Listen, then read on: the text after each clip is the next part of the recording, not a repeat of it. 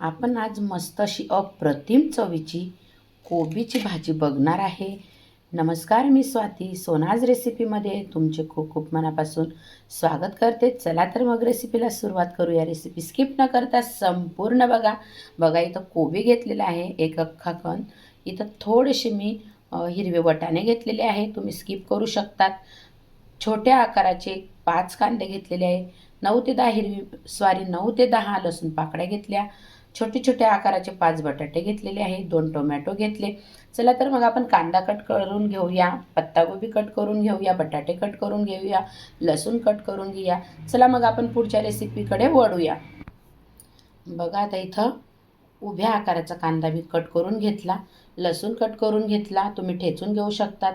Tomato cut करून घेतला. अशा उभ्या आकाराचा बटाटा कट करून पाण्यामध्ये ठेवलेला आहे आणि वाटाणे तर आहेच. आणि आता कोबी पण तुम्हाला दाखवते. बघा, कोबी असा कट करून आता धुवून मी चाळणीमध्ये ठेवलेला आहे.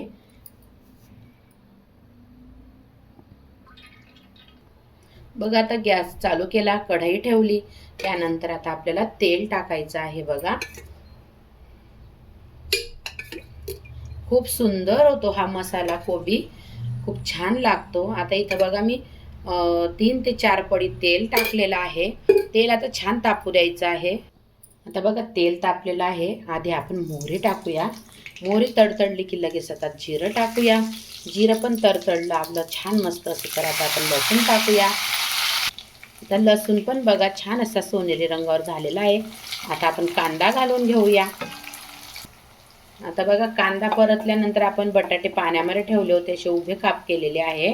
तर बटाटे पण आपण टाकून घेणार आहे, म्हणजे बटाटा पण छान शिजायला पाहिजे. अगदी हा मसाला कोबी खूप सुंदर होतो. तुम्ही नक्की या पद्धतीने बनवून बघा. खूप छान लागतो चवीला, अप्रतिम चवीचा होतो हा कोबी मसाला. आता बघा, कांदा बटाटा छान झालेला आहे. आता आपण टोमॅटो घालूया. टोमॅटो पण छान असं आपण परतवून घेऊया. आपल्याला आता वाटाणे टाकून घ्यायचे आहे. बघा, खूप सुंदर हा कोबी मसाला होतो आणि खायला तर मग विचारूच नका, अप्रतिम चवीचा हा होतो तयार. सगळं आता आपण बघा मस्त तेलामध्ये फ्राय होत आहे. टोमॅटो, कांदा, बटाटा, वाटाणे. आता बघा, छान असं आपल्या भाज्या काही फ्राय झालेल्या आहे. टोमॅटो, बटाटो, कांदा, वाटाणा. आता आपण काही मसाले वापरणार आहे. आधी आपण 1 चम्मच हळद पावडर टाकणार आहे, 1 चम्मच धना जिरा पावडर टाकणार आहे आणि 2 ते 3 चम्मच आपण मिरची पावडर घालणार आहे, कारण ही मिरची पावडर अगदी फिकी आहे. त्यानंतर आता मी इथं थोडासा गरम मसाला वापरणार आहे आणि आपल्याला आता परत मिक्स करून घ्यायचं आहे भाज्या. बघू शकता तुम्ही, काय सुंदर दिसत आहे. तर तयार झाल्यावर तर भाजी किती सुंदर लागणार आहे खायला. तुम्ही नक्की बनवून बघा. तुम्ही वाटाणे स्किप करू शकता, बटाटा स्किप करू शकता, पण या पद्धतीने, माझ्या पद्धतीने जर तुम्ही एकदा बनवला ना, तर तुम्ही नेहमी नेहमी बनवाल. मैत्रिणींनो, तुम्हाला नक्कीच आवडेल.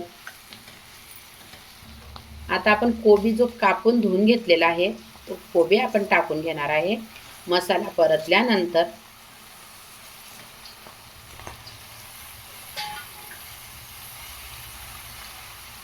कोबी बघा आता मिक्स करून घेत आहे मी. गॅस बारीक करायचा आहे थोडंसं आपल्याला.